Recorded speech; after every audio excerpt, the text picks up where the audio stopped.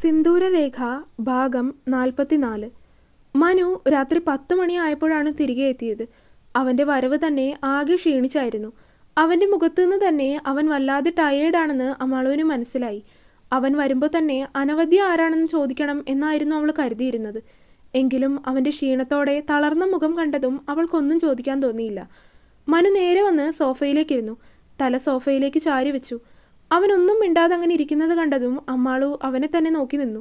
ഒരു കോഫിയൊക്കെ ഇട്ട് കൊണ്ടുവന്ന് അവന് കൊടുത്തു. Thank you. അവളുടെ കയ്യിൽ നിന്ന് കോഫി വാങ്ങി കുടിച്ചുകൊണ്ട് അവൻ പറഞ്ഞു. അവനിടയ്ക്ക് നെറ്റിച്ചുളിക്കുന്നത് കണ്ടതും അമ്മാളു അവനോട് ചോദിച്ചു, എന്താ മനുവേട്ടാ, തലവേദന എടുക്കുന്നുണ്ടോ? അവനതിന് പതിയെ ഒന്ന് മൂളി.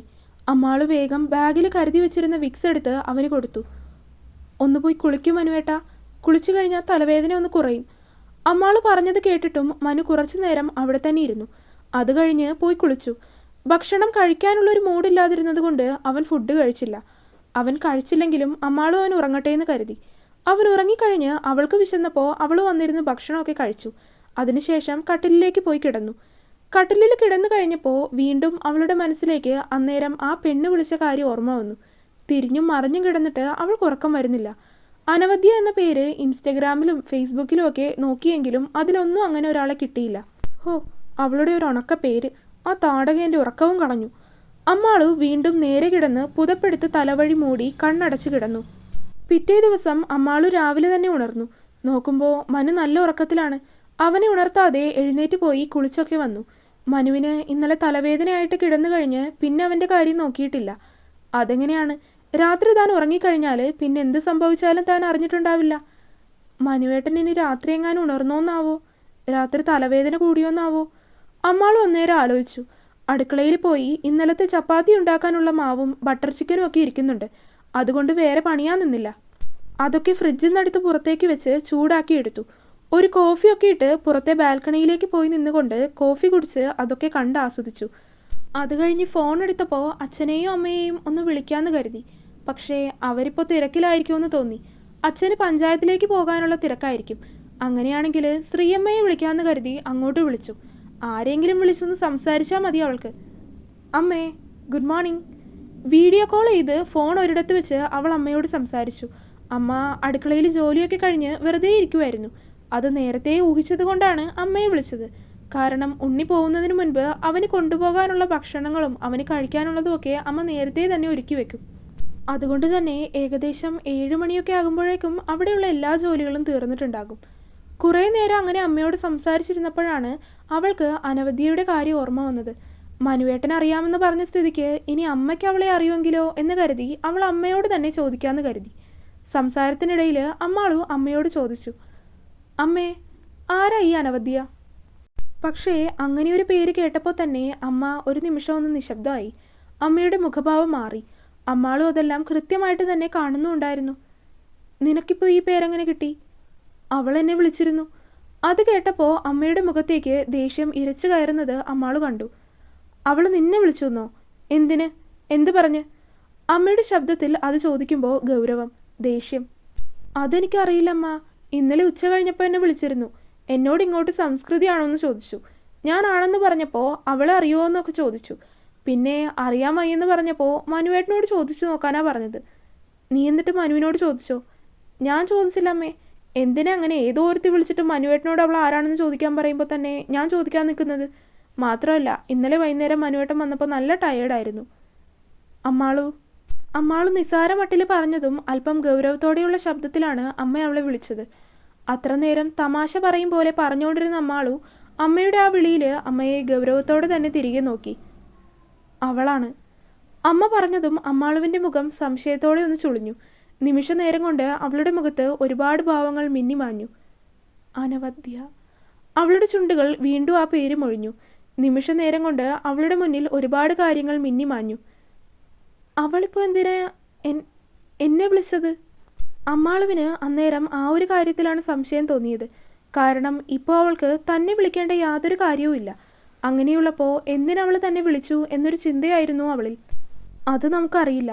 എന്നിരുന്നാലും അവൾ വിളിച്ച കാര്യം മനുവിനോട് പറയണ്ട. ചിലപ്പോൾ അവനറിഞ്ഞാൽ എങ്ങനെ പ്രതികരിക്കുമെന്ന് പറയാനാവില്ല.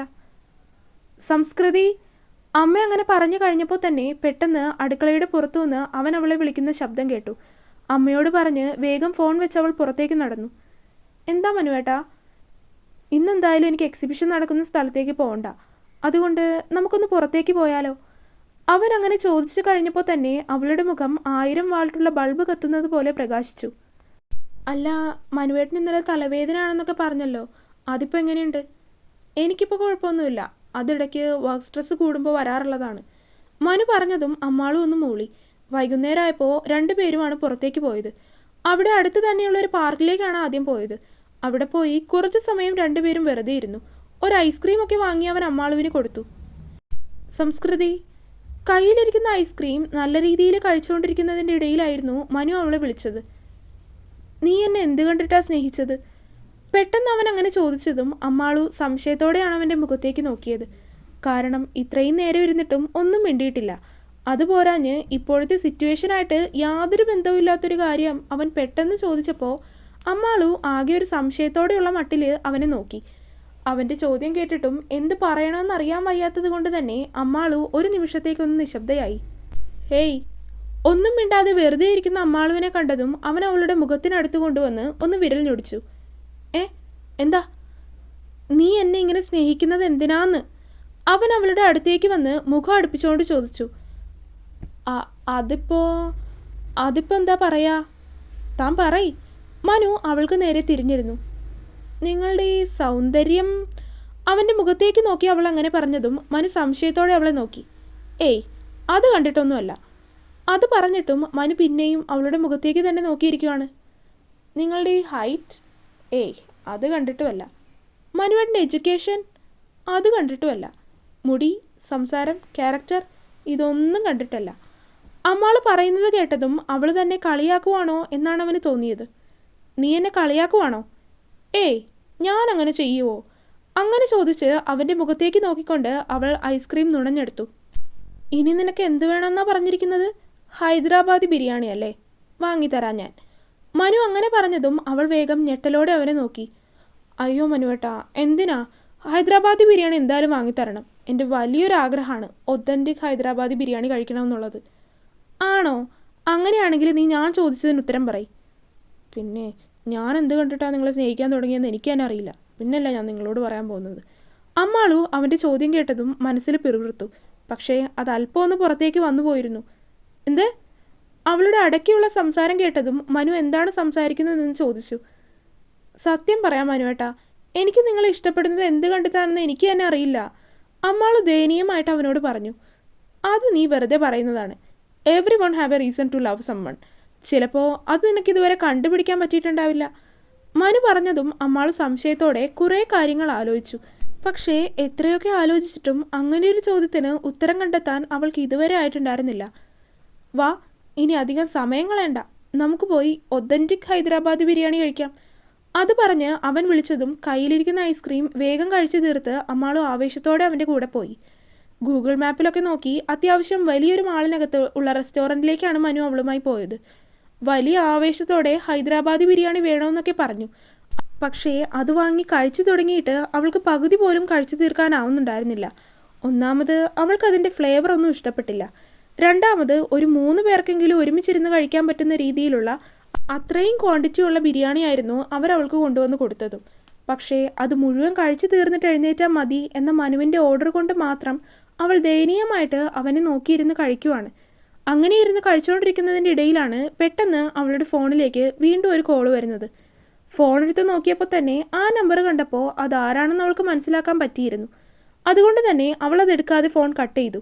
മനു ആണെങ്കിൽ അവൾ കഴിക്കുന്നത് നോക്കിയിരിക്കുവാണ്. അവനങ്ങനെ കൂടുതൽ ഫുഡ് കഴിക്കുന്ന ശീലമൊന്നുമില്ല. മാത്രമല്ല ഫുഡൊക്കെ പ്രത്യേക ചിട്ടയിലൊക്കെയാണ്. അതൊന്നും ശീലിക്കാൻ തന്നെ കൊണ്ട് പറ്റില്ലെന്ന് അമ്മാളുവിന് 100% ഉറപ്പാണ്. കുറച്ചു നേരം അങ്ങനെ കഴിഞ്ഞപ്പോഴേക്കും അവൾ അവനെ വീണ്ടും ദയനീയമായിട്ട് നോക്കി. മനു അവളെ നോക്കി എന്താണെന്ന് പുരികെ ഉയർത്തി. എനിക്ക് മതിയായി മനുവേട്ടാ. അവൻ അവളുടെ പ്ലേറ്റിലേക്ക് നോക്കി. പകുതിയിലധികം ഫുഡും പ്ലേറ്റിൽ കിടക്കുന്നുണ്ട്. നിന്നോടിത് ഞാൻ വാങ്ങുന്നതിന് മുന്നേ പറഞ്ഞതല്ലേ സിംഗിൾ ബിരിയാണി പോരെയെന്ന്. അമ്മാളു അത് കേട്ടതും അവനെ നോക്കി മുഖം ചുളിച്ചു. അപ്പോൾ നീ എന്താ പറഞ്ഞത്? എനിക്കൊരു ആനെ തിന്നാനുള്ള വിശപ്പുണ്ടെന്ന്. അമ്മാളു പതിഞ്ഞ ശബ്ദത്തിൽ പറഞ്ഞതും മനു അവളെ ഒന്ന് ഇരുത്തി നോക്കി. മതിയെങ്കിൽ നിർത്തിപ്പോയി വാഷ് ചെയ്തിട്ട് വാ. അവൻ പറഞ്ഞതും സ്വർഗം കിട്ടിയതുപോലെ അമ്മാള് വേഗം ചാടി എഴുന്നേറ്റ് വാഷ്റൂമിലേക്ക് നടന്നു. തിരികെ കാറിലേക്ക് കയറിയപ്പോൾ മനു അവളെയൊന്ന് നോക്കി. സംസ്കൃതി, അവൻ വിളിച്ചതും അമ്മാള് മുഖം ചരിച്ച് അവനെ നോക്കി. അഡ്വൈസ് ആണെന്ന് കരുതരുത്. നമുക്ക് ആവശ്യത്തിന് കഴിക്കാൻ പറ്റുമെന്ന് ഉറപ്പുള്ള അത്രയും ഫുഡ് മാത്രം എടുക്കുക.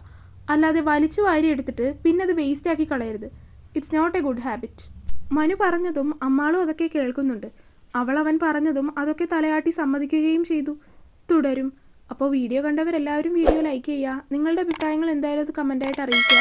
ചാനൽ സബ്സ്ക്രൈബ് ചെയ്യാത്തവരുണ്ടെങ്കിൽ സബ്സ്ക്രൈബ് ചെയ്യുക. അടുത്ത പാർട്ടായിട്ട് നാളെ വരാം. ബൈ.